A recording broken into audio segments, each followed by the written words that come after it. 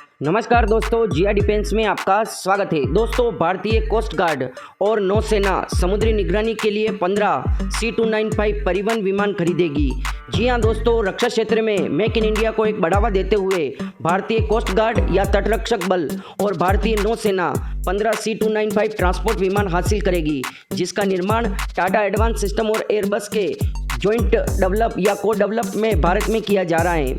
इन 15 विमानों के अधिग्रहण के प्रस्ताव रक्षा मंत्रालय में अंतिम चरण में है, जिनमें 9 विमान नौसेना द्वारा खरीदे जाएंगे, जबकि 6 विमान भारतीय तटरक्षक बल या भारतीय कोस्ट गार्ड द्वारा खरीदे जाएंगे। दोस्तों, रक्षा अधिकारियों ने कहा कि ट्रांसपोर्ट विमान आवश्यक राडार और सेंसर से लैस होगा, जो रक्षा अनुसंधान और विकास संगठन के centre for airborne system CABS द्वारा समुद्री गश्ती विमान में बदल दिया जाएगा।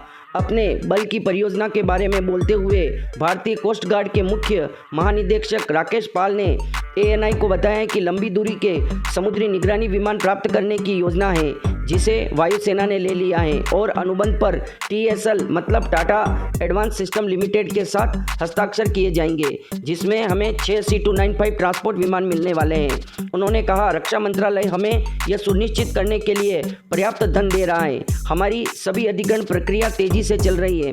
दोस्तों, तटरक्षक प्रमुख ने बताया है कि जल्द ही उनका बल 9 और एडवांस हल्के हेलीकॉप्टर हिंदुस्तान एरोनॉटिक्स लिमिटेड द्वारा निर्मित HL ध्रुव के लिए एक अनुबंध पर हस्ताक्षर करने के लिए भी तैयार था।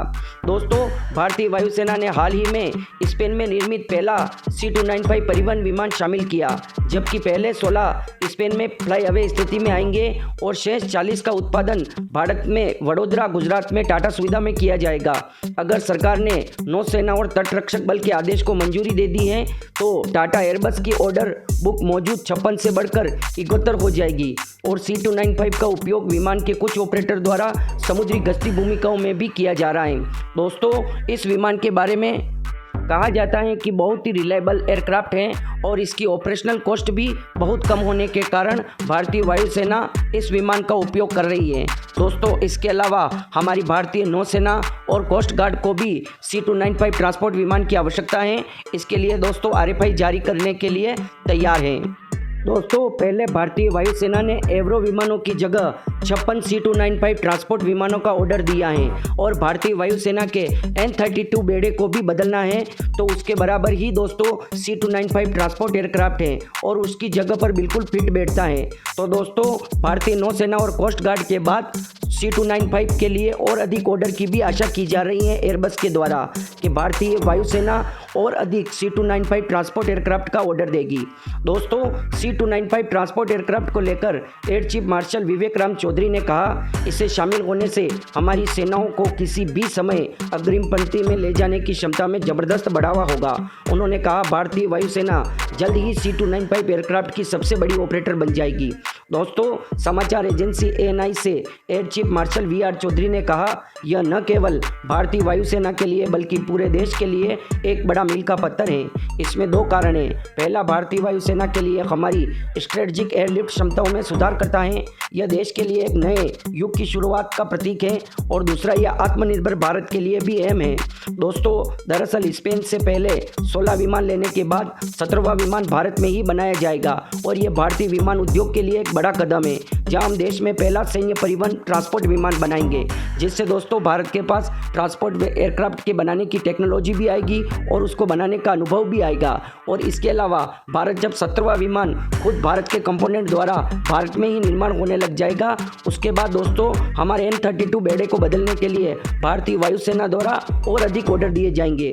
दोस्तों, भारत ने सितंबर 2021 में स्पेन की एयरबस के साथ 56 C295 मिलिट्री एयरक्राफ्ट की खरीद को मंजूरी दी थी और रक्षा मंत्रालय ने एयर डिफेंस के साथ करार पर हस्ताक्षर किए थे। 56 एयरक्राफ्ट में 16 का निर्माण स्पेन में होना है। इसके बाद दोनों कंपनियों के बीच एक औद्योगिक साझेदारी के तहत 40 विमानों का निर्माण संयोजन भारत में Tata advance system limited TSL करेगी। और दोस्तों, इससे भारत को यह फायदा मिलेगा कि भारत के पास एक ट्रांसपोर्ट एयरक्राफ्ट को बनाने का अनुभव आ जाएगा। उसके बाद भारत को खरीदना नहीं पड़ेगा। जब भी भारत को इस तरह के ट्रांसपोर्ट विमान की आवश्यकता होगी, भारत खुद बना सकेगा। उसके बाद दोस्तों, इंजन तो भारत में टेक्नोलॉजी ट्रांसफर के द्वारा आ ही रहे हैं और भारत में केवल ट्रांसपोर्ट विमान बनाने का अनुभव नहीं था, तो वो भी दोस्तों भारत में आ जाएगा। और आपको बता दें, लगभग लगभग 100 और C295 ट्रांसपोर्ट विमानों का ऑर्डर दिया जा सकता है। ये 15 नौसेना और कोस्ट गार्ड के अलावा।